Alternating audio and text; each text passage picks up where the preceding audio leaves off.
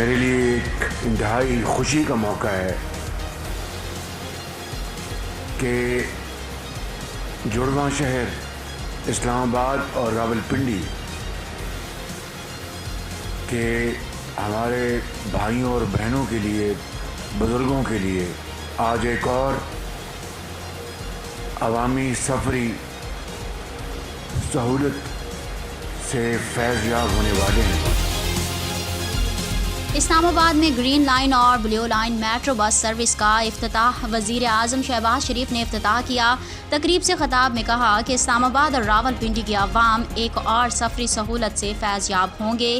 ماضی کی تاخیر کے ازالے کے لیے تمام ادارے بھرپور کردار ادا کریں گے۔ منصوبے میں تاخیر برداشت نہیں کی جائے گی۔ وزیر اعظم نے بس میں سفر بھی کیا۔ وزیر داخلہ رانا ثناء اللہ نے اسلام آباد پولیس کی تنخواہیں پنجاب پولیس کی تنخواہ کے برابر کرنے کا بھی اعلان کر دیا۔ اسلام آباد پولیس کی تنخواہیں جو ہے وہ پنجاب پولیس کے جو ہے وہ برابر کر دی گئی ہیں، جس کا فائنینشیل امپیکٹ جو ہے وہ تقریباً 1 بلین کے برابر ہے۔ الیکشن کمیشن نے پنجاب اسمبلی کی 5 مخصوص نشستوں پر ارکان کے نوٹیفیکیشن جاری کر دیے۔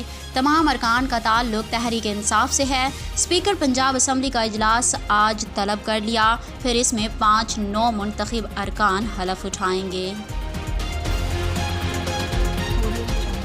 بلوچستان میں موسلا دھار بارشوں سے تباہی، سیلابی صورتحال، مختلف حادثات میں 45 افراد جاں بحق ہوئے۔ پی ڈی ایم نے رپورٹ جاری کر دی۔ پشین کے مختلف علاقوں میں متعدد مکانوں کی چھتیں منہدم، لوگوں کی نقل مکانی، امدادی کارروائیوں میں مصروف لیویز کی گاڑی سیلابی ریلے میں بہہ گئی۔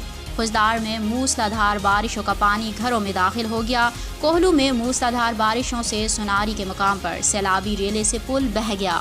کوئٹہ سمیت اندرون بلوچستان سے زمینی رابطہ منقطع۔ کراچی کے مختلف علاقوں میں بارش، گزشتہ روز لانڈھی میں کرنٹ لگنے سے 4 سالہ بچی جاں بحق ہو گئی۔ کراچی میں مکان کی چھت گر گئی، بچہ جاں بحق، خاتون زخمی ہو گئی۔ مویشی منڈی میں صورتحال خراب، جگہ جگہ کیچڑ اور گندگی کے ڈھیر۔